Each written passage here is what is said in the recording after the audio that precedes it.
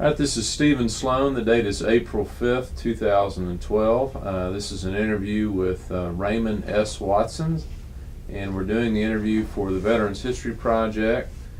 And this is an interview that's conducted in the conference room of Carroll Library at the Institute for Oral History. Mr. Watson, thank you for sitting down with us today and taking some time to relate your story with us. I appreciate it. I would like to start, as I mentioned earlier, if you could go back and tell us a little bit about your parents' family. You had talked about him working as a contractor in the oil fields or with an oil company, and no, not in the oil fields, but yeah, it's they were in the built equipment for the construction industry. Oh, construction industry. Yeah, drilling rigs for foundations and what have you. I see. You said you were born in California, of course, because he was on a contract out there, right? Right. But you grew up in Fort Worth. Grew up in Fort Worth, yes. What are some of your early memories there in Fort Worth? Well, I hadn't thought about that too much, but it was it was a town where we first lived out in Benbrook on a farm, and it was about Benbrook was about 10 miles outside of Fort Worth, but now it's been gobbled up by Fort Worth, as you might say. But and I enjoyed being on the farm, and even though some people say it was a lot of work, but anyway, I did enjoy it. But at error that I made when I got up one morning, I went in and lit the coal oil stove, but I didn't put I didn't put the thing back together right, and it started to fire. And it burned down the house and everything in it and what have you. So we moved into town. How old were you when you did that? I was in the 6th grade. So so I was probably I'd say 14. Yeah. About 14 about that time. So anyway. I had to take the blame for it. But you got rid of farm life and moved into rid of farm life and moved to town, and basically I started throwing papers for the Star Telegram, and I did that up through until the time I went to college. And my college I went to, the first year was out at what they call the NTAC, out at Arlington, which is now University of Texas, Arlington. But then I went on to A&M, and in my junior year, they pulled me out and because I had already signed a contract with to be an officer, and so they pulled me out. And at A&M, after your junior year, you'd go to summer camp. But since I didn't go to summer camp, they sent me to OCS, and after OCS, first they assigned me to a chemical plant in Denver, Colorado, but then they sent me to Florida to take training to make landings, you know, in a foreign country, what have you. Mm-hmm. And that was about the time that they were getting ready to go into Europe, so they sent me to England. Mm-hmm. And I was at Southampton, England, for a little while. In fact, the outfit I was with did not go in on D-Day, but we went in. I asked for transfer to go back to. They put me in the transportation so that I could be so that I could be on a boat to go into the landings. But then I asked for a transfer back to to chemical warfare, which is they had a 4.2 mortar, which is about the same as 105 millimeter, but we had to work with the infantry because the mortar didn't have the distance that artillery did. So I went in. They took my transfer and transferred me to Company C of the 87th Chemical Mortar Battalion, which shot high explosives and smoke screens. And so I was a forward observer for when I went in after the Battle of the Bulge started. Okay, that's when you went in. Yeah, okay. Yeah, that's when I went in. I'd like to go back a little bit, and I want to work up to what you were talking about, but I'd love to talk about some of your memories of A&M in those war years early on, before you went into the military. What do you remember most from those years studying at A&M? Well, we studied as far as studying chemical engineering, but as far as our military experience there I was with the Corps, and the first 2 years at A&M, you had to be you had to be in military, but the last 2 years you had to sign a contract if you to be an officer if you wanted to go ahead and continue in ROTC. So I did sign that, and in my junior year they pulled us out, and I went to OCS since I didn't have the summer camp. So and after OCS they sent me to Florida so we could practice landings and what have you. And this was about the time they were thinking about going into France, so they sent me over there and sent me to Southampton, and I was at Southampton, but I didn't get called up for the landing, but I was there at Southampton when I did see many of the bodies coming back from what happened on the beach. From the D-Day invasion. Yeah, but then they sent me on. They sent me on up to shortly after that. Well, I say not shortly after D-Day, but it was in December of I think it was 44, I guess. That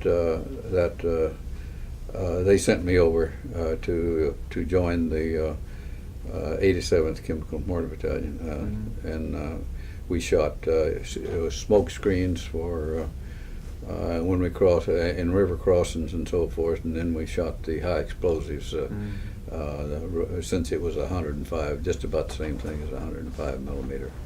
Now I know y'all had chemical shells, right? You well, didn't use them. We didn't have it at that time. Now we did have them, but what we didn't have in our outfit over there, they might have had it stored someplace, but we didn't have it there because we shot high explosives for the whole time I was there. So.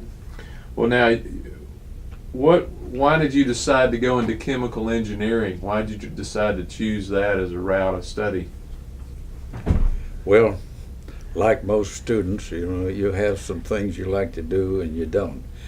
And I decided that I didn't want to be on a drafting board for 2 or 3 years or 4 years or whatever it was after I got out of college. So I picked, but I wanted engineering, so I picked an engineering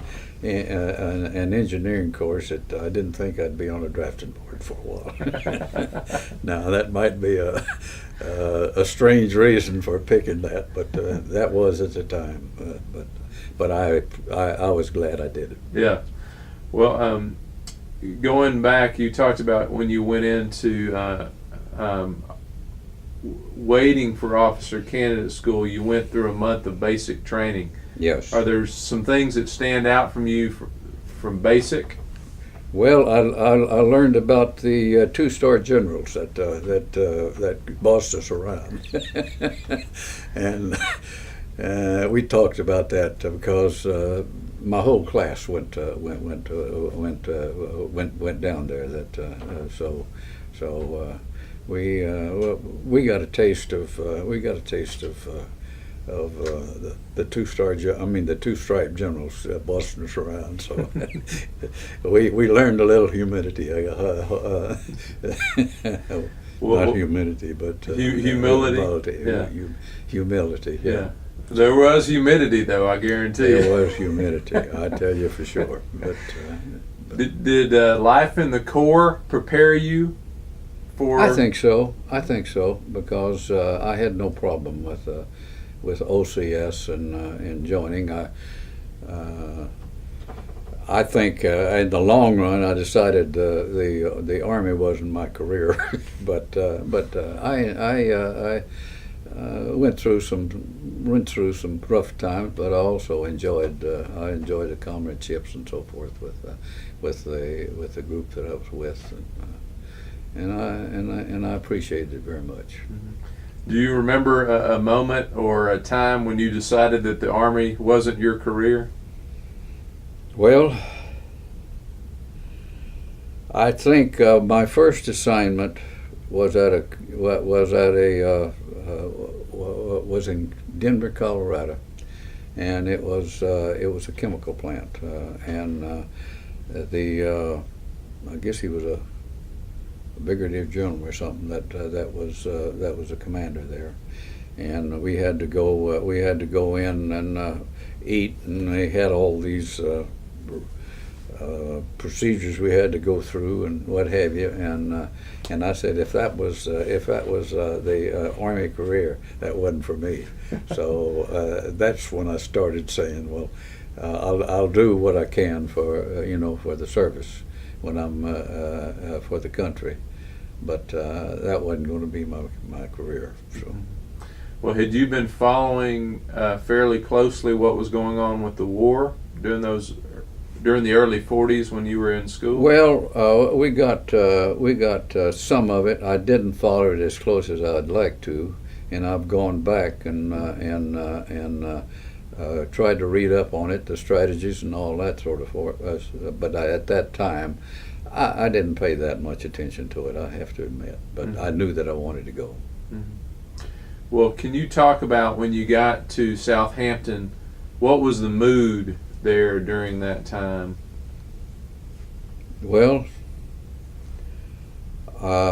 we got there before D-Day, and of course we didn't know anything about D-Day, and I and the people that I met over there, I appreciated very much. I think they were as far as the ones that I was acquainted with, they were glad to see us there, and I enjoyed being with them. And the one thing that surprised me, I'd always read that there were Englishmen all over the world, but I would say that most of the people there that I met had not been over 20 miles outside of Southampton, and that surprised me because I've always read how the Englishman was all over the world, but the folks there, they were home folks. They're about as well traveled as folks from Fort Worth. That's about right. That's about right. But some of the folks from Fort Worth traveled a little bit. That's right. Well, what was your opinion of the Brits? I liked them. I liked them. I really did. The ones that there were some that you met that just like any place else that you wondered about. But on the whole, I thought they were real nice, and they appreciated us over there, and I enjoyed my stay while I was there in Southampton. Now, what were you? I know you were there for several months. Yeah. And so, were you doing exercises? What were you involved in those? Well, months? mainly we went over there, and we was waiting, so we actually did work in the harbor. In the harbor, we actually went over to the Isle of Wight and worked with some of us. They had the English had a big installation over there, and we worked with them for a while. But mainly, our work was around the harbor while I was there. But I asked for transfer to get back into what I really knew something about. Boats wasn't that. Well, I know you had new mortars by that time, right? We had the 4.2 mortar. You had the 4.2. Yeah, by then. which is about the same as 105 millimeter. Yeah. As far as the size of a shell. Did you begin training on the? Did you begin training on that, or did you have the old ones? We had well, actually, they were newer mortars, but the same technique. It was the same technique that I used when I was in OCS, and also what we had down at A&M actually. Mm-hmm. So same principle. same principle. Yeah. Well, I guess if you would transition then to going into mainland Europe, and kind of when you heard you were going to be deployed, and take us through. I guess this is toward the tail end of the bulge, right? It was in December, which was when the U.S. Army and the others beginning to got things pulled together where they was pushing back. It was, and when I first went over. A lot of times you think you'll be getting instruction from various people, but not that. I mean, I had to go over, find my way over to somebody in Paris, and I got direction, and some unit I got that I went to. They furnished a driver, and they said, "Well, it's up in Liège or up in that part of the country in Belgium," and so we took out, and I had a map and just a driver and I, and so we didn't have a whole lot of instructions on how to get there, where they were, and along the way I had to ask. I knew the outfit that I was supposed to go with, but I didn't know where they were, so. I had a little bit of a problem of finally finding out where they were, and they were out in the woods in the Ardennes forest, and that was when I went in and reported to the colonel. That was quite an incident. He said, "I asked for a sergeant that I have that has been through since." D-Day. He'd been with me, and I asked for a battlefield commission for him, and they sent me you. Says you'll be out of here in 2 weeks, feet first. So that was my reception into the unit. But I did join the unit, and the unit commander was a Tennessean, and I had to wrestle him. I bet you we wrestled for 2 hours, and I think after that they accepted me because it was a whole different story then. I became one of them. So. Well, now I got to ask about that. You had to wrestle him, so. Well, he said, "Let's fight." And so it was a wrestling match. Thank goodness he didn't get the best of it. Did you have an audience while you were? Oh, we had the whole blooming platoon. It was something, because over here the officers were separated from the enlisted men and so forth, but over there we were all together. I mean, we ate together. We had the same where we slept and so forth. It was the officers right along with the men. So I mean, so it was a lot different than what you'd be from on the state side. Mm-hmm. So a 2-hour match. Yeah, the 2-hour match was. I was tired, but anyway, he didn't get the best of it. Thank goodness. So it was smooth sailing after that, as far as. Yeah, they accepted me. Yeah, they accepted me. I mean, most of them had, of course, been there during on D-Day and all the way through, and I came in. Of course, they thought I was a greenhorn. I guess I was to a certain extent, but I had been around mortars. I had been at A&M where we did have a certain amount of military training. So, but anyway, they did accept me. Mm-hmm. Well, now, what was the situation then? What was the 87th? Well, we were in the forest, Ardennes Forest, and they shelled us. They shelled us quite a bit at the time. And the first thing I knew that a foxhole wasn't worth shooting at, because in the forest, the artillery shells would hit the limbs and the stuff would fall right down, whether it's in a foxhole or not. I think it was cold. We had more casualties from frozen feet than we had from people being shot. We had people being shot, but I mean, the most of our casualties were frozen feet. So you took care of your feet, and I learned that pretty quick. And I also learned not to go into a fire, because you go in there and you get warmed up and so forth, and you come back and you got to get used to the cold all over again. So it was cold, and it was different. Any other strategies you used to keep warm? Well, the biggest strategy was to take care of your feet. That you didn't want frozen feet, and so I used everything I could to keep my feet warm. So, but being young, and I wasn't in bad physical condition. I accepted it. Didn't like it, but I found out that I didn't want to go to a fire very often, because I'd have to get used to being cold again. So it was different, but so was war. Now, were you shelling during that period? Were you? Well, you mean were we shooting the mortars? Yeah, were you working your mortars? Yeah, we were. I mean, we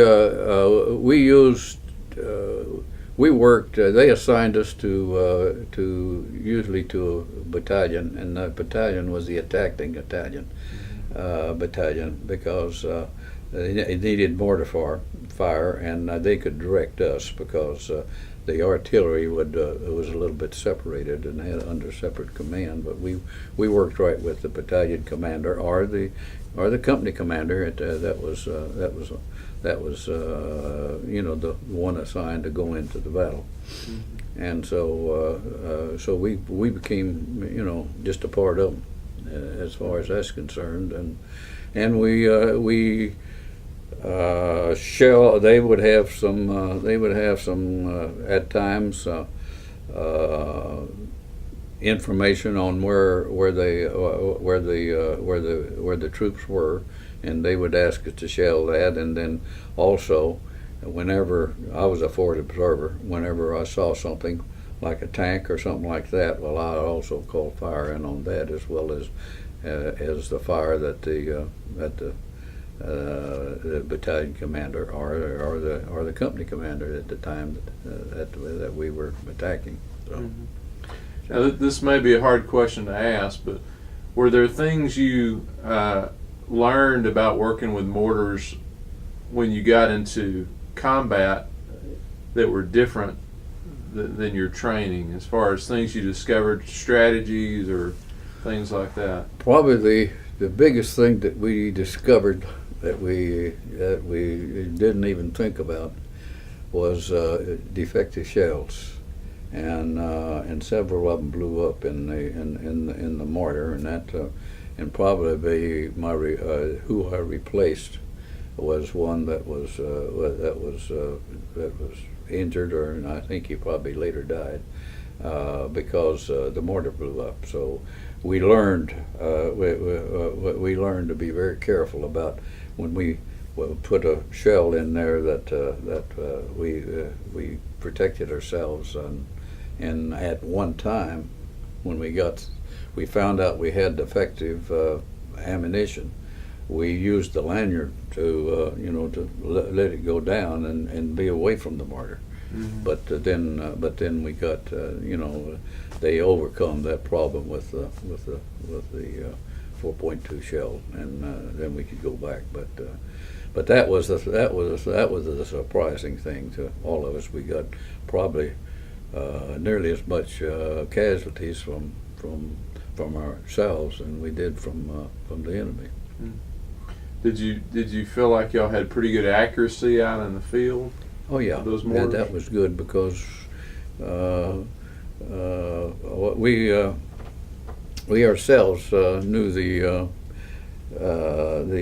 layout. We knew the where we were. The maps and so forth gave us. We were working with them, and so and we were right there, so we could call it. We could call the mortar fire in pretty accurate. Mm-hmm. Usually, the first one was a little long, the second one was maybe a little short, and the third one was pretty much on target. Yeah. So. What about enemy mortar fire? Were y'all receiving much enemy mortar fire? Yeah, we received quite a bit, both of the mortar fire and also for their artillery. You can see that big hole there where Mm-hmm. our particular unit was. It was just right. It was in where our unit was, and that was artillery fire. But we had mortar fire too. Now, one of the things I know about these new mortars you were using is they were pretty quiet as far as the shell. Yes. They were when they went out of the mortar, but they weren't when they. Yes. But because it was a 105 millimeter, and it was pretty explosive. Yeah.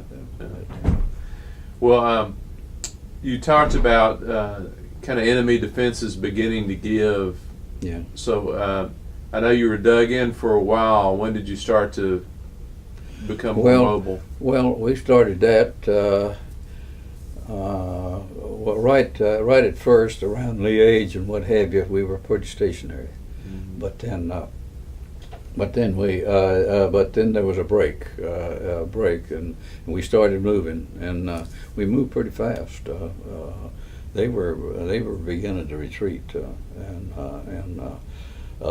we didn't move too fast up to the Rhine River. But when we got to the Rhine River, after that we moved real fast because they were really retreating. Mm-hmm. But we spent quite a bit of time when I first got there because we were pretty stationary, going back and forth. But the First Army was the first one that got to the Rhine, and the Third Army was behind us. So they sent firepower down to the Seventh Army, excuse me, and we were part of that. We went down there and helped them to come up. I mean, we used firepower, what firepower we had to help them to come up to the Rhine River, so we could cross the Rhine River all at once. I mean, all the way from France down there, all the way up to Belgium. Mm-hmm. So we were sent down there until they came up to the Rhine River, and then they brought us back to the First Army. Okay. So, well, I guess in those river crossings, you were using some of your smoke.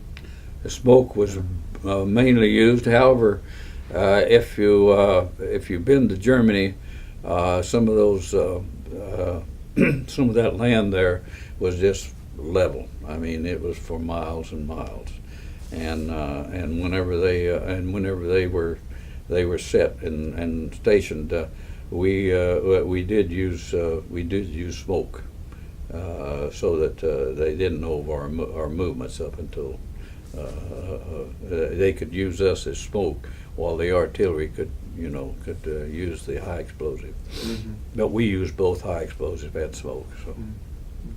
So, I know that had to be a good feeling when you became mobile and you're. Oh yeah. In fact, we had a hard time, and it moved fairly fast up until we came to the Harz Mountains, and that's. I don't know whether you've been there or not, but But where we went up, they just had one little single road going up, and they had tanks, and their tanks were better than our tanks. Those 90 millimeter were much better than our 75. There's no doubt about it, and we respect it. but they had they were positioned there to be able to. We just couldn't make it, and so they had to send people around to behind it, and come in from the rear to break to so that we could break through, and we moved fairly fast until there, and then we were stalled there for a while, and there was a lot of shelling back and forth. So. Now you mentioned being, you're working as a forward observer. So are you in a Jeep out of? Well, partly. We had Jeep because we had to pull our mortars and what have you, and the ammunition. We had our own ammunition. We had to be with us. So we had several Jeeps, and I did have a Jeep assigned to me. But when you was with the Army, you weren't in a Jeep. But then we could use we needed to, whenever we knew that there was going to be an assault on the Germans, they'd tell us where it was going to be, and we needed a place where we could get our platoons or mortars set up and so forth. And sometimes we used Jeeps to do that. One time, when we was down with the 7th Army, I went into the battalion headquarters and I said, well, they said they wanted to be covered in a certain particular area, and I said, well, there is a town over here that would be ideal for us, because we'd be in range and we'd like that. And they said, oh, that town is taken, so don't worry about it. So I took a Jeep over there and was driving into town, and the machine gun opened up on us. And I went to one side and the driver went to the other side. But we finally got back into town, and but I didn't carry anything but a pistol and what have you. And we were sitting there debating what we were going to do. And about that time, here came our tanks and our men coming into town. So the communications wasn't always the best in the world, but it was a godsend to see those guys coming in. But you got to welcome them into town. Got to welcome them into town. We wanted to be sure they knew that we were Americans. Well, that was after you crossed the Rhine, right? Yeah. That was that particular incident was after we crossed the Rhine, yeah. and that was down in the Seventh Army. But then they brought us back up to the First Army, 7th Corps. Okay. Can you talk a little bit more about getting bogged down there at the Hartz Mountains? And you talked about them, using the strategy of coming in from behind. But can you talk a little more about what you remember there? All I know is there was very little. Where we were, there was only one road going up into the mountains. And they had that covered with several tanks, and they had them stationed there. And I saw one time where one Mark IV knocked out 3 of our tanks just like that, because they had the 90 millimeter had more range than our 75, and so there was. It was, and if we tried to send troops and smokes there, and put up a smoke screen and send troops in, when they got there, they had no backup. So the strategy was right. Whenever whoever made the decision, I was just a lieutenant. Whoever made the decision to come around from the back and attack them from the rear, that was, or we'd still be there. Yeah. Or somebody would be. But anyway, that was the one point that really bogged us down until somebody used a different strategy to come and break it open. So. Well, and I guess it wasn't long after that you started seeing some Germans surrender. Oh yeah. Yeah. Oh, they were beginning right after that. They were beginning to surrender, and they always said, "Well, we're surrendering because we wouldn't do this with Russians because we know what's going to happen over there, but we know that we can surrender and maybe still be alive." So they were surrendering pretty Yeah, fast. so that drove their desire to surrender to the right. Americans. That's right. Yeah. That's right. Yeah. And we didn't meet the Russians until Leipzig.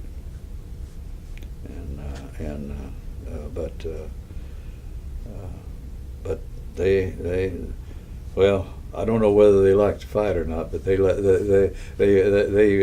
felt a lot better over on the Western Front than on the Eastern Front. I'll say that. So what was your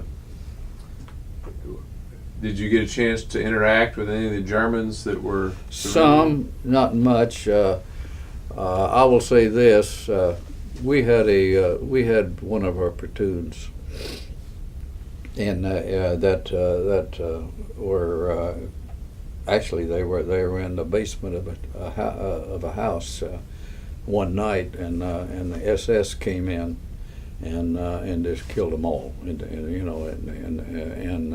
and so it was hard to control some of these guys whenever they would accept a German prisoner, but a SS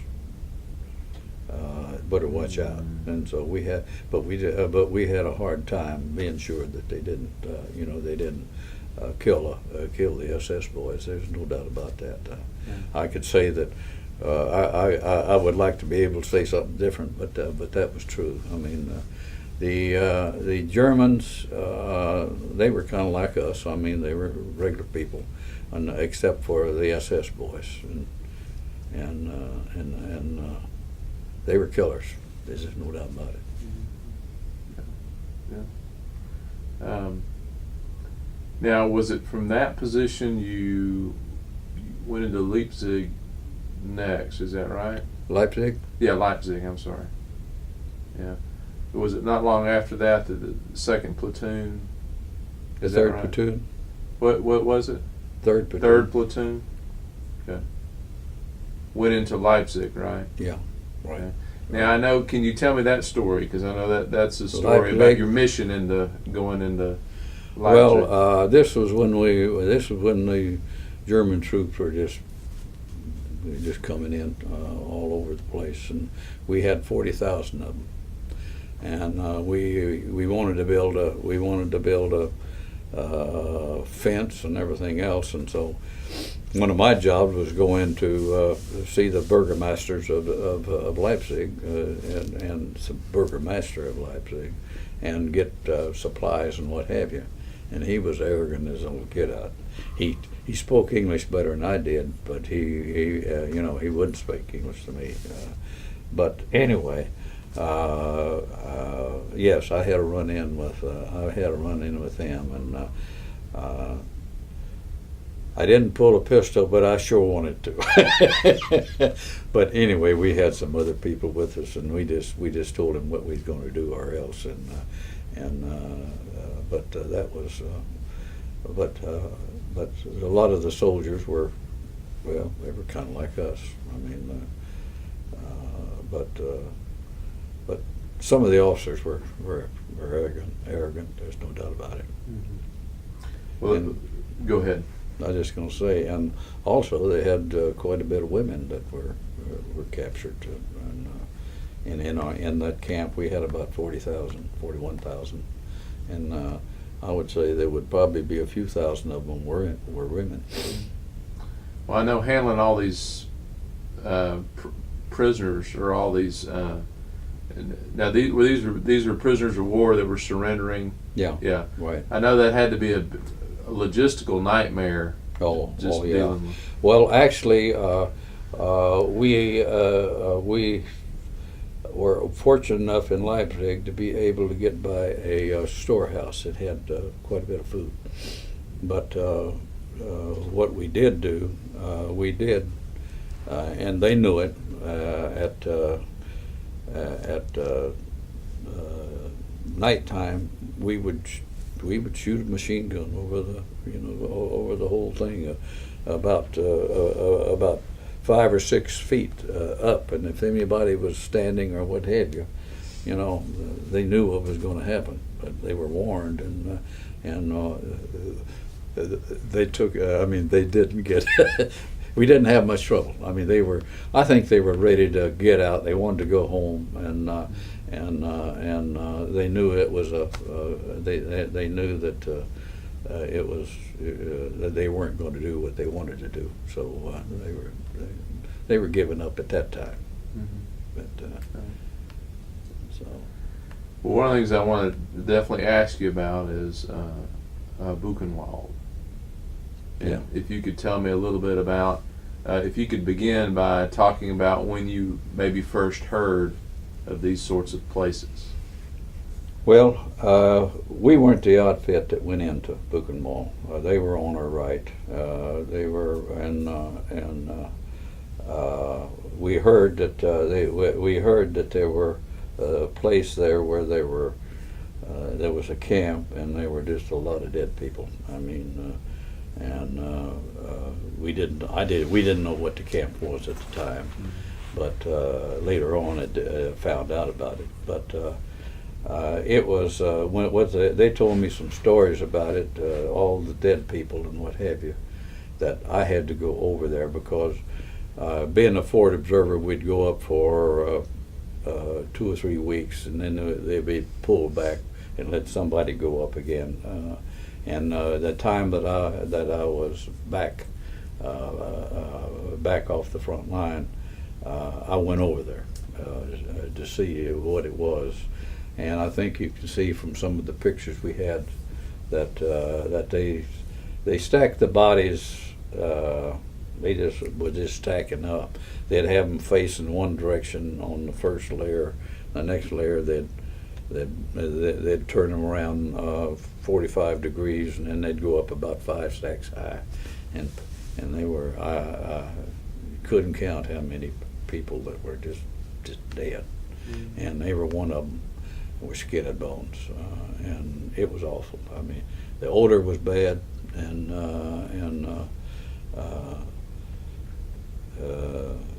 well, you just didn't think human could treat humans as like that, but that was awful. Anybody that saw that, it's something you don't ever want to see again. That many people just stacked up dead, and skin and bones to begin with. Well, do you know how many days after liberation, how long it had been liberated when you got to go in? Got to go in where? The camp.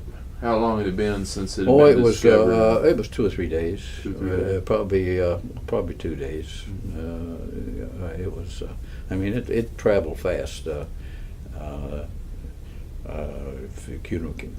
Communications it traveled fast that way, and whenever that happened, it could have been 3 days, but I think it was about 2 days after they took over. Now all the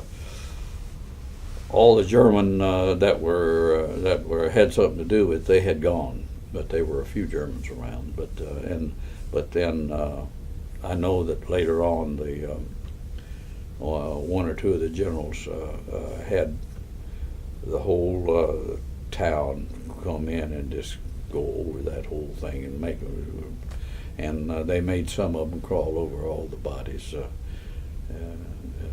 I don't know whether that was revenge or what, but the whole thing was just something that you never want to see again. Were there still inmates in there walking There were still around? some. There were still some that they had not been killed, but there wasn't too many. But there were still some. Yes. In fact, also about that time is when we were beginning to see a lot of American prisoners that were released, and they came in and they were hungry and they were pitiful because they weren't treated too well.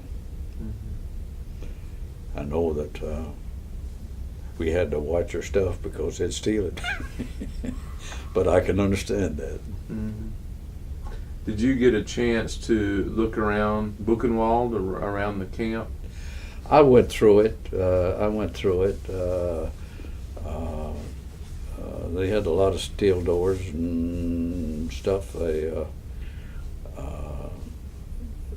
didn't have the ovens like they had in some of the other camps, but they did kill them. So, of course, the barracks and all that sort of stuff was just, so really, they were awful. So it sounds like at that time they were getting the bodies ready for burial. Yeah, they were. They had them stacked up, getting them ready for burial, but they didn't have a chance to do it.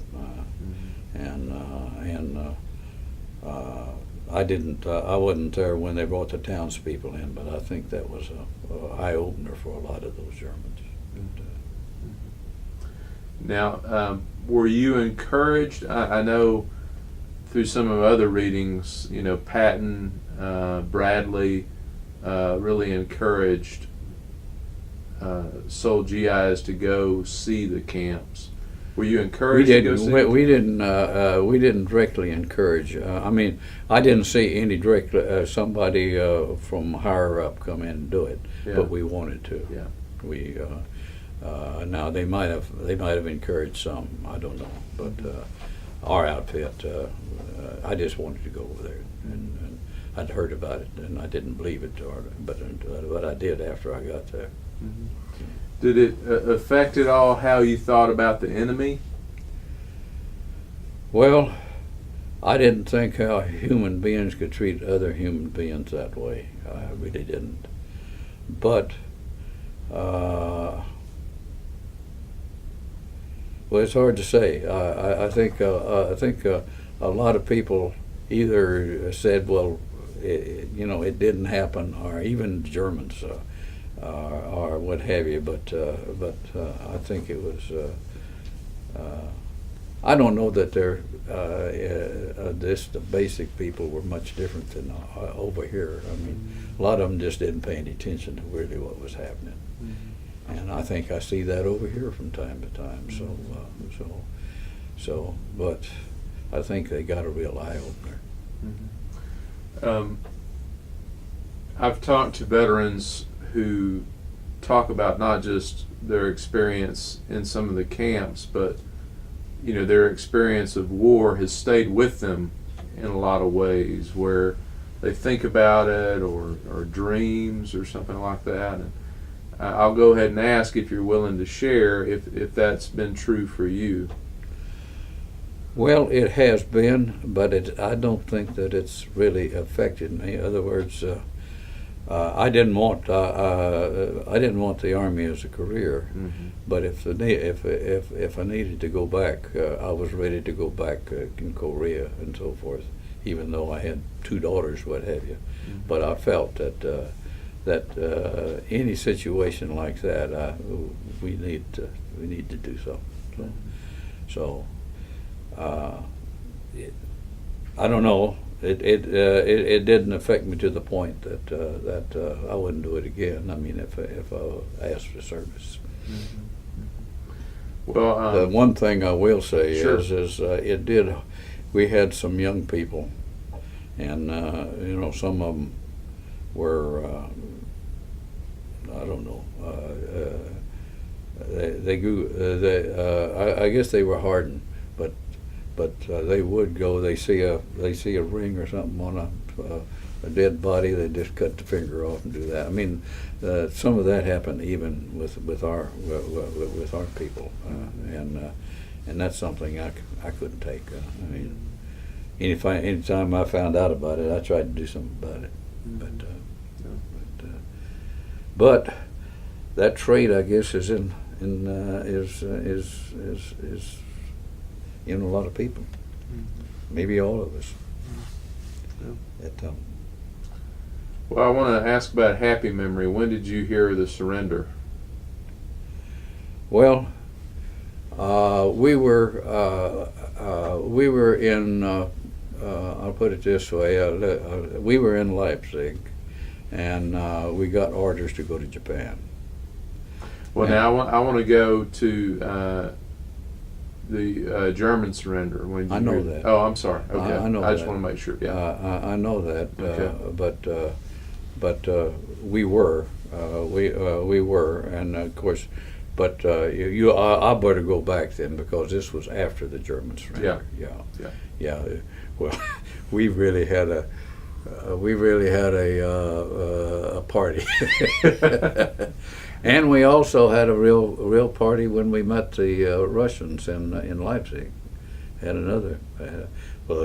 Well, if you know how they party, well, they you just sit back and watch them. There was vodka involved, probably. Oh boy, there really was. But what I was going to say about is about was about when the war was over was another time that was a real. Well, I'm going to ask you about that in a minute. Okay. So, what was your impression of the Russians? Well, it's hard to say. The ones that we met, they were very joyful, and they had some kind of a fiddle. It wasn't exactly, but anyway, they had music, and they wanted to dance, and they wanted to. When we met them in Leipzig, it was a very a happy occasion. I mean, you couldn't keep from liking them, except some of them got a little bit on the woozy side, but it was. It was different. What our impression of it was probably not what a lot of them had experienced, but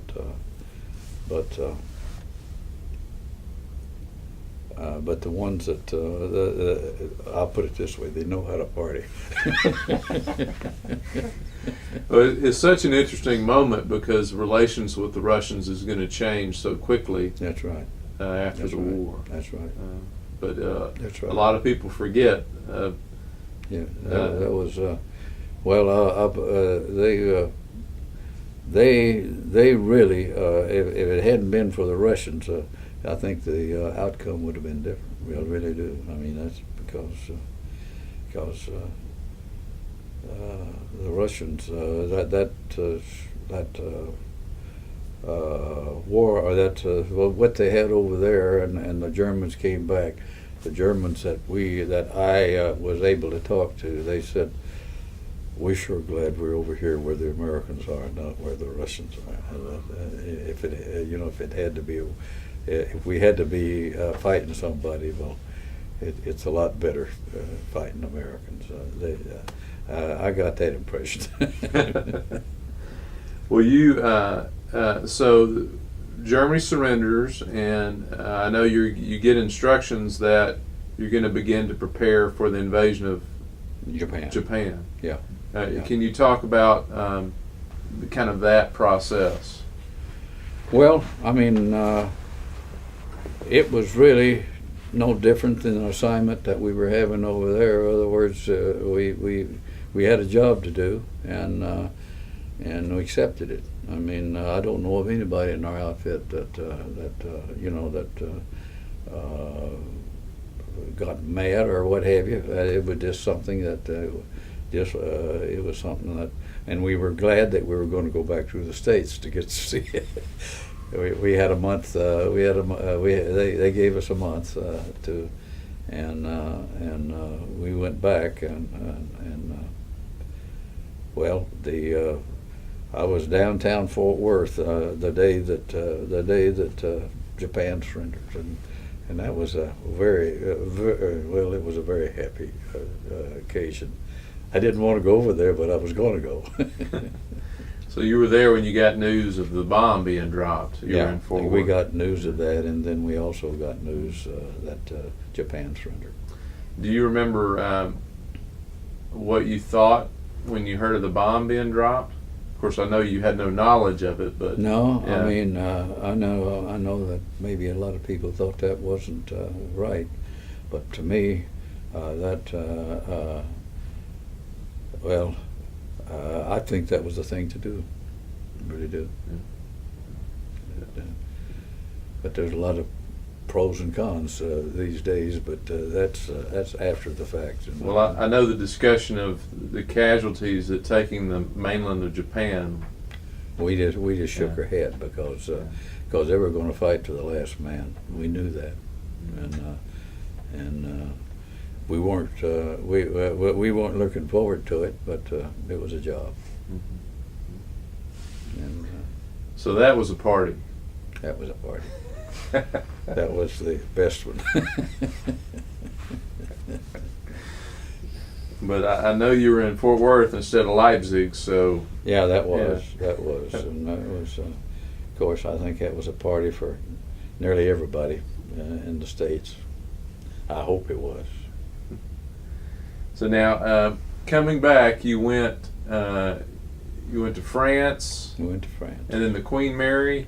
We went over to England. Then we went from France, and we boarded. Then we went over and we boarded the Queen Mary up in upper London, upper New England. Okay. On the not on the French side, but on the western side. Okay. Well, now, had you been able to keep contact with folks back home? Not too many, because the outfit I went in with, I would say about 90% of them were from Pennsylvania, Michigan, Upper New York, and that area, and so I really didn't keep a lot of contact with them. I think I had one or two occasions to communicate with one or two, but not too many. Mm-hmm. No. I know that a lot of people really enjoyed the getting together, and I would have too. But I had a little family, and I had get on about my business. Now, when were you married? I was married in November of '46. Okay. All right. Okay. I got back in about June of '46. Yes. I think from Europe. Well, now you got back in June of '45, right? Well, and then you went to yeah. Benning. You went to Yeah, Benning. yeah, sure, yeah. Yeah. I get 40. I get Mm-hmm. June of '45, and then we stayed at went to Fort Benning. What were you doing at Benning for? Well, we were training. We were training. Even though it was after the war. Well, you know, the Army doesn't know anything to do except training. I know your heart wasn't in it anymore, I'm sure. No, it didn't have the same effect that it did beforehand. But we did our job. I mean, there's no doubt about it. I know that maybe a lot of people, I don't know, but that was the job, and that's what we did. You were anxious to get back to College Station, Yeah, were you? yeah. The professor treated me a lot better. I got a whole lot of hours because I finished the summer school. Oh, And okay. I was and usually it would take 2 semesters to do that, but Mhm. they were good. Well, talk a little bit. You got to see A&M during the war and right after the war. Can you talk a little bit about changes? What it was like when you went back? Well, it was really a different environment. There's no doubt about it, and a lot of the people that I went back to actually didn't serve in the army. Some of them did, but a lot of them didn't. And I don't think they took the military training near. Well, I shouldn't say that because I finished in summer school, and it was maybe a different. But there wasn't a lot of emphasis on military training when I went during summer school anyway.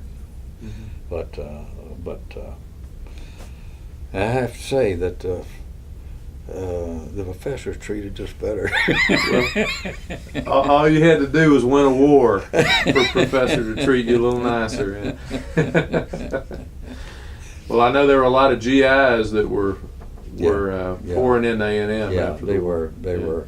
Most of them not in the summer school, Mm-hmm. but most of them came after that.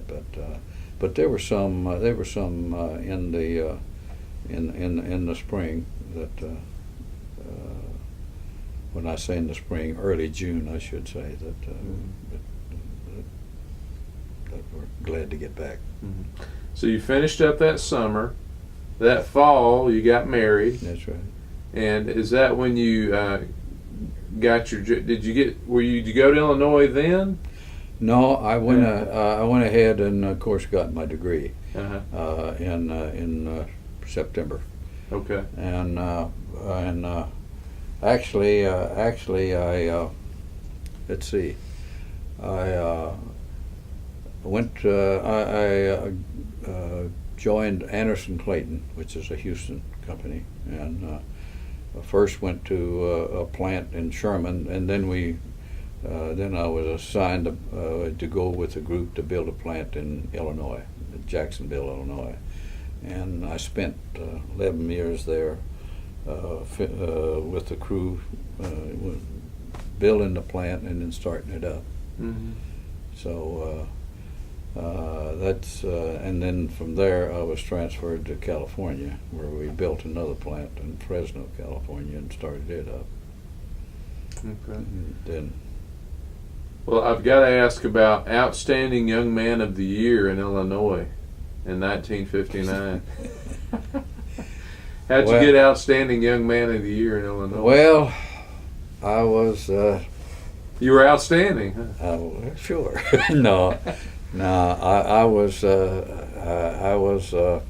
first elected president of the hospital, about 150 bed hospital, and then one of the bankers asked me to run for mayor, and I ran for mayor, and I did get to be mayor, and that was quite an experience. You learn something about a community that you never would dream of if you didn't. Did they know you were from Texas? And they knew I was from Texas, and I got a lot of names there that I didn't like, but that. But enough of them did like me, at least to vote for me. But it was you know. I've been to Chicago, and you know, they were Yankees and all that, but they were real nice people. Most of them were it was a small community, about 30,000, and a lot of them were farmers. They had 2 colleges there, so it was. I changed my mind about some of the Yankees. So you came back from Fresno to Houston? Is that? I came back to Houston, yes, and and I worked in the technical area, and then they needed somebody up in one of the divisions. I went up as a vice president in one of the divisions up in Dallas, and then spent some time there, vice president of manufacturing and distribution, and then I went back to Houston and worked quite a bit in South America, in Mexico and Brazil, Sao Paulo, Peru, and traveled quite a bit down in that area. Mm-hmm. So That's exciting. it was, really was. Yeah. But they're nice people down there too. Some of them in Mexico told me that they were going to get Texas and California back. They may. Might happen. Well, is there some questions I should have asked you that I didn't get to ask? Well, maybe I better not bring those up. I want to make sure we've covered all we need to cover. Well, I guess the one thing that I was surprised about when I did go into the unit that I went into, that the colonel told me that I was going to go out of there in 2 weeks, and that did surprise me a little bit, but it didn't intimidate me, but it did surprise me. That they thought I was really a greenhorn, I guess. So, but there were a few things like that. But then there was a lot of good things. The celebration of whenever they felt that the smoke screen and the mortar fire helped the river cross it and things like that. There were a lot of it was nice to have people appreciate it. Well, you just celebrated your 89th birthday, so you showed him. Yeah. He thought you just have 2 weeks. That's That right. was in 1940. So you had a very successful career in administration, in industry. What are the things you think you took from your military service that stuck with you? I know you decided you didn't want to stay in the military, but I know you learned some things there. Well, I think the discipline that you got and